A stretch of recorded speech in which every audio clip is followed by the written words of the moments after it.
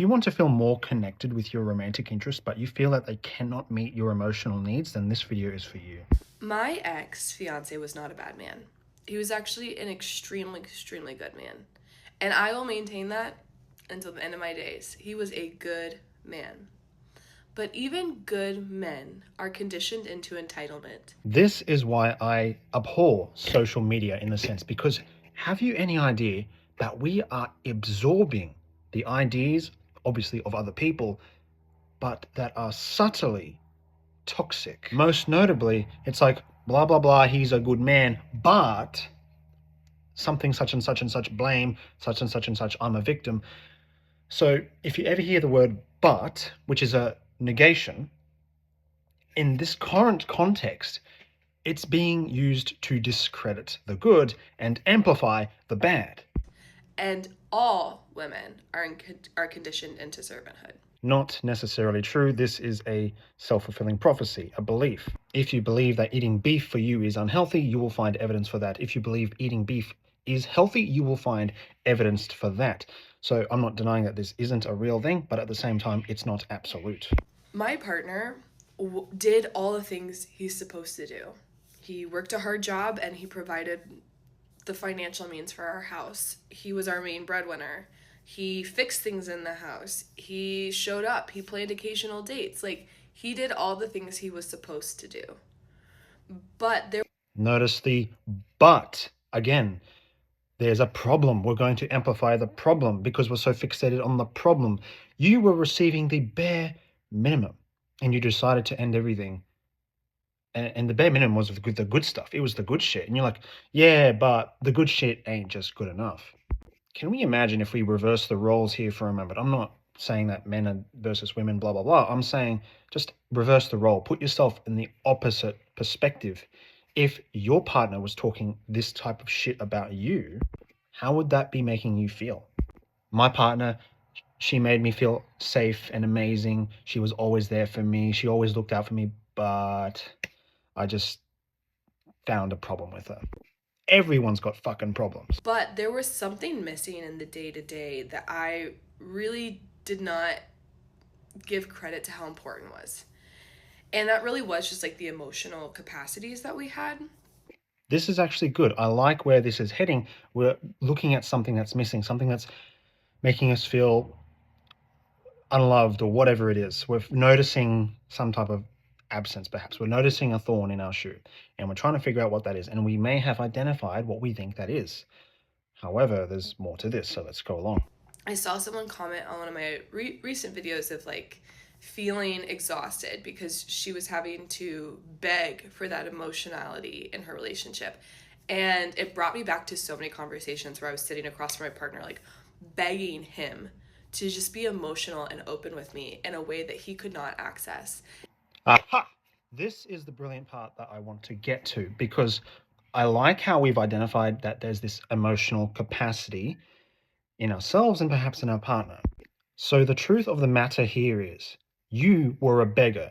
You're blaming him because you think that he caused you to beg, but nobody caused you to beg except yourself. And do you know how people look at beggars? You, yourself. Reflect on when you saw a beggar.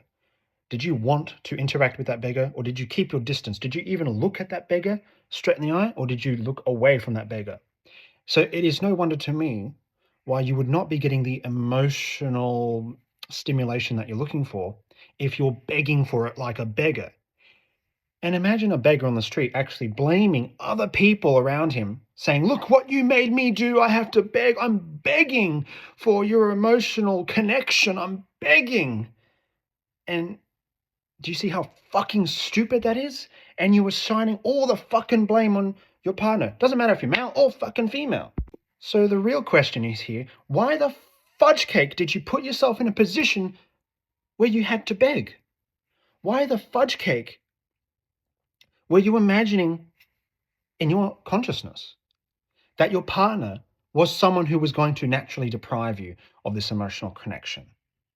Why do you actually feel inherently deprived of this? Because it's not your partner causing you to feel this way. You already felt this way. And you actually cause your partner to reinforce this self-fulfilling belief. And it constantly made me feel like I was too much. And he was never saying that. He was never like, you were too much. But it always made me feel like I was too much. This is a good self-observation. Let's go along.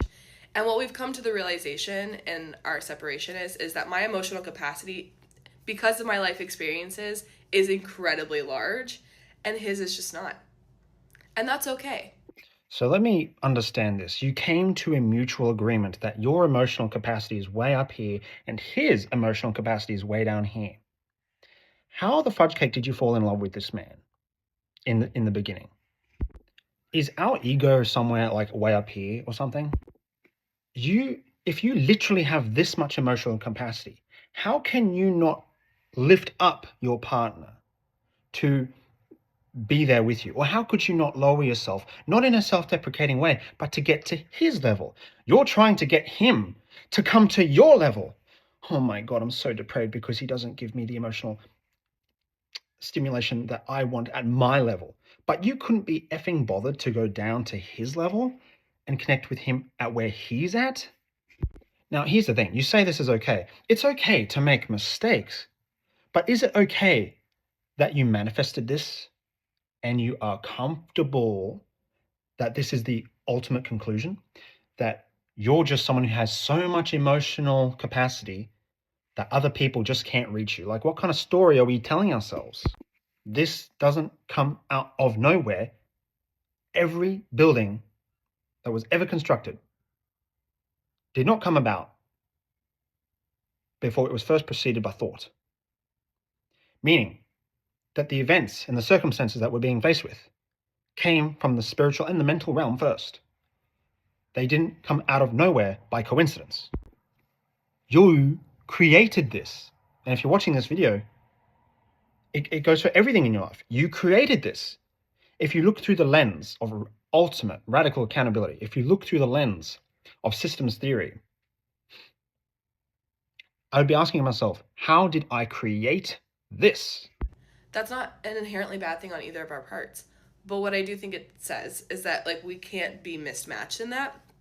And I think that I did not take into account how important it is to feel that deep emotional intimacy with your partner. And that it isn't enough for your partner to just be a good guy. It's not enough for him to just be the breadwinner. It's not enough for him to be the person that shows up for the dates that you plan. It's not enough for him to plan an occasional date. It's not enough for him to remember special events. It's not enough for him to show up when you ask him to. It's not enough for him to show up when you ask him to. This pisses me off because you're absolute dead effing wrong. It is enough in all of those things. The only reason it's not enough is because in your own reality, you decided that it wasn't enough. And because it wasn't enough for you, maybe you feel like you weren't good enough, you decided that even though your romantic interest ticks all of these boxes, that he's just something that you can throw away. He's just something that you can discard. He's just some type of accessory to you. Because of the one checkbox that he doesn't seem to be fulfilling.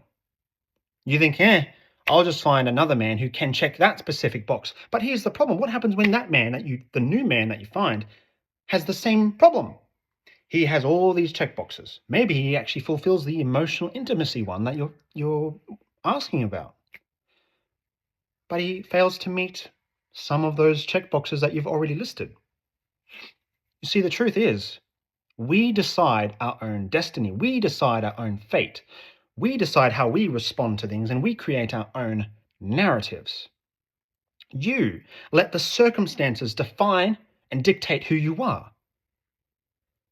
You accepted that as true, and you came to the conclusion that, he checks these boxes, but they're not enough. Do you know how many people, especially women, who want a man who can fucking even do this shit? There needs to be this reciprocal relationship with intentionality, with emotionality, with future planning, with drive and ambition, and who pushes things forward and who creates the momentum even for things like chores and errands. I agree. There needs to be these things, and these are checkboxes that we would like to have and see. But are they absolutely crucial? A relationship is nothing less than this. It is just simply an agreement between two parties. It's either a yes or a no. You're either pregnant or you're not pregnant, is the sense in the word. And here's the challenge, though. You're saying, oh, there needs to be this, there needs to be this, there needs to be this. But what if someone imposed that fucking list on you? Oh, this girl, she needs this, she needs this, she needs this. You're moving the fucking goalpost, the goalpost. You're moving it. You're actually the one who's actually moving it, by the way. But that's the thing. Your partner would never be able to meet those needs, if you don't expect him to, if you don't believe in him, and you self-inflict this emotional suffering on yourself because your partner's not causing you any emotional pain. It's the filter in which you are looking at your partner that's causing you pain. And you fail to recognize this. And you were under the assumption that your partner is causing you this emotional pain. And part of this reinforcement of the pain that you don't even realize that you've been doing is that you've been trying to say that your partner needs to do this, your partner needs to do that. But maybe it was fucking you who needed to do that. And maybe not in the way that you imagined. You're like, oh, the things that I want, I'm not receiving. And your whole focus is expanded on the absence and the lack. And because you're so focused on the absence and the lack, you receive more of it because that's what manifestation is. Where energy goes, something, it manifests into reality. Where attention goes, energy flows. What you focus upon expands. You cannot swim in 2 swimming pools at the same time. You cannot sit in 2 chairs at the same time. You cannot serve 2 masters at the same time. You're either focusing on the lack and absence, or you're appreciating and being grateful, fucking grateful, for the tiny ass things that make the world of effing difference. And where were you sitting in this conundrum? I'm grateful for the nice things, but my attention is focusing on this shit, the lack, the absence. I think so many great women settle for men who are good men, who could provide happy, stable lives, but they miss out on the opportunity to understand themselves and what they need deeper because they think that that's enough. First of all, women are not a collective, and neither are men. So please, if you think that women are a collective, please get that out of your mind, and also same with men. This is very important to understand if you're going to be following and listening to me. I believe in individualism, okay? So we're all unique. Secondly, do you have any effing clue how many people don't feel good enough inherently? Also, third point here, and this is an effing conundrum, you have a narrative. It's a narrative. This isn't factually true. It's a narrative. It's either true in some sense, and it's also not true at the same time. It's a narrative. It doesn't really matter to what degree it's actually true. You believe that great women settle for good men who are, but at the expense of it being good enough, you feel that you won't be able to understand yourself or whatever it is. You literally just negate the whole thing. It's a good man who literally can provide a stable lifestyle. Not to mention, let's talk about emotional stability for a second. And we put a negation in front of all that. He can provide a stable life, blah, blah, blah. But now I'm not saying that you shouldn't be obligated to be with someone just because they're emotionally stable or they provide good things. That's not what I'm saying. But I'm saying if these are things that you actually effing value and you would rather push them under the bus because inherently you feel like maybe you don't deserve a relationship because somehow you don't understand yourself. Or maybe somehow understanding yourself and being in a relationship with a stable man, or it could be a woman if you're a dude or whatever, then they can't be compatible things. It's just like 2 separate things. Or you have to be separate to understand yourself. Not only that, you're basically assuming that your partner is the cause for you not understanding yourself. You're putting all that weight on their effing shoulders. You know what? Imagine if a guy, I've experienced this, I think. When a guy is like, man, they don't understand me. I just want to be understood. Begging, begging, begging. I just want to be effing understood. They don't understand me. Do you see where my focus is? The lack, the absence. It's not enough if you feel like you're begging your partner to be emotional with you. It is not enough if you feel like you have to repeat yourself 5 million times for your partner to do the chore that no one asks you to do. What is this about? The chores now? Like I said, why the F are you putting yourself in a position where you have to beg, or that you feel the need to beg? You feel naturally compelled to beg. This isn't a him problem, your partner problem. This is a you problem. You are spawning thoughts in your mind that compel you to beg. You feel the need to beg in your own state of consciousness. Why are you doing that? You are assigning the blame to him and saying, oh, he's not taking out the trash or something. But how you respond is what sets the stage moving forward. If your partner simply forgot, or you literally, like, I don't know what he's gone on in his head, but how you respond is literally how everything moved forward.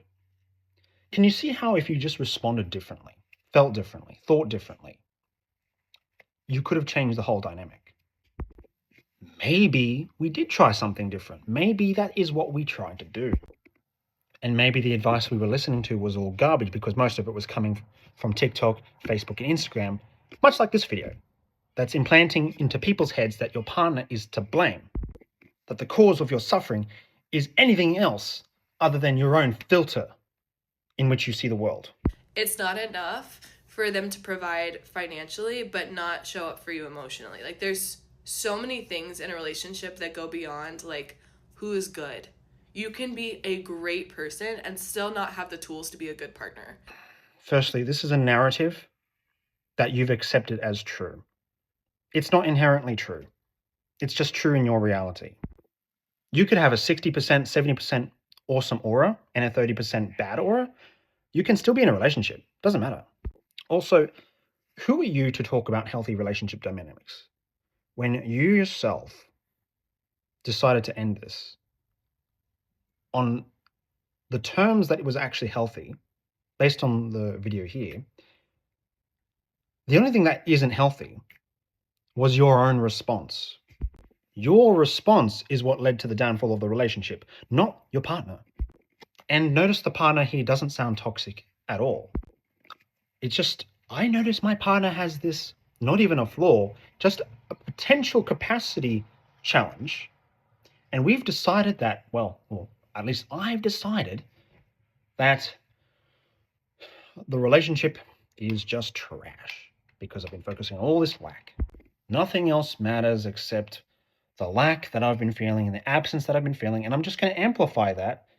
And this is going to be great to tell the world so that they can take this on board and feel the same way that I do. They can feel the lack and the absence in their partner. Maybe their partner has a great relationship. But because I'm such a great woman, or maybe a great man, that just because my partner isn't meeting my emotional standards, the relationship just isn't meant to be. I'm not saying that they're a bad person, they're a good person, but they just don't meet my emotional needs. He's a great man, but I just feel like that I'm better off understanding myself outside of the relationship because I can't do that in the relationship. He is preventing me. And that's okay to admit because we all have capacities for growth. That doesn't mean that you can't be a good partner. Just either we're mismatched or we don't have the tools to be good partners to one another. But I think so often women are afraid to leave good men because we're like, there's not that many out there. And that's true. If you're only attracted to men, I'm sorry, there ain't that many good ones out there. Not necessarily true. This is a narrative. And if you live by this narrative, then so shall the world appear to you. If you literally believe there's not that many good men, then of course you're not going to be seeing that many men. Let alone thinking that you're going to be afraid to leave your good man, like this is supposed to be some hindrance to you. What do you want? A dozen, thousand million good men for you to pick and choose so that you can go squander off to the next one and jump to the next one so that you can finally find that particular tick to put in your checkbox. Like I said, like they're going to have flaws about them. Your partner. It sounds to me like you haven't even accepted your partner. But why would you settle for a good one when you're great? Sounds to me like a lot more ego inflation there than humbleness. So let me ask you this. Why would a humble man, a good man, want to settle with a woman who has an inflated ego? Let's reverse the role for a little bit. Imagine a woman said the exact same thing. Why, like those red pill guys, it's like, why would a great man want to settle for a good woman? It sounds terrible. You gotta humble yourself down. You attract not what you want, you attract what you fucking are. I've met people who literally live in trash. I'm not joking. Trash everywhere. And sometimes even dog shit just lying around. And they were in relationships. Can't say they're the most healthy looking relationships, but they're in relationships. Now, can you imagine if one party within that relationship said to themselves, I'm such a great person, but my partner is only good. I shouldn't have to settle for good because I'm that fucking great. That's what you you remind me of right now. You remind me of someone who lives in dog shit and you think that you're fucking great. And you look down at your partner as if good is some type of bad thing. Even though you said that's okay, even though you said that you're just basically accepting that as true, do you notice how you are looking down at them? And you're not lifting them up, which is supposed to be your job as a partner. You felt as though that your emotional needs weren't being lifted up, but who are you to say that when you yourself probably weren't doing that for your partner? This is the law. If you are seeing a splinter in the other party's eye, there's a very high chance it's because you have a splinter in your own eye. And I'm not saying that they have a splinter in there. I'm saying you've got a smudge in your lens, and you think that the smudge is on the other person, but the smudge is actually back here at the eyeball. And that's what's going on. If they're not adding to it, they're taking away from it. Apply that to yourself, darling. You're either giving or you're taking away. Which one are you? Why are you so focused on the other party instead of yourself? So, all this being said, if you are with a good man and you feel like you're begging to be seen and heard in your relationship, you can still leave a good man even if he hasn't done anything bad to you. Why the fuck do you say that with such a smiley face?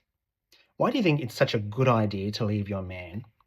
Not saying that you can't, but why is that such a good idea? Why are you pushing for that fucking idea that you should ruin a perfectly healthy relationship because of a tick on the checkbox list? It's perfectly okay. Sure, it is. It's perfectly okay if that's what they really want, but you're completely okay to inflict damage on your partner, cause them emotional suffering that you're leaving. You're somehow perfectly okay giving this advice that will certainly have no effect on the people who absorb it. You think that maybe somehow women as a collective, let's reverse the roles, even men as a collective, are supposed to somehow take this on board and look at the partner in the same way, in the same light. Look, oh, look, my partner. They're good in everything. They meet all my needs. But there's this one little issue, and it gets under my skin. And it doesn't get under my skin because my own filter causes me to feel that way. I assign all the fault and blame on my partner as the reason as to why I feel that way. And because there's nothing I can do to change my partner, and I as hell won't do anything to change myself or the lens in which I see the world, I just think it's better to give up and call it a day and say, the relationship was good, but good people aren't just at my standard. I'm great.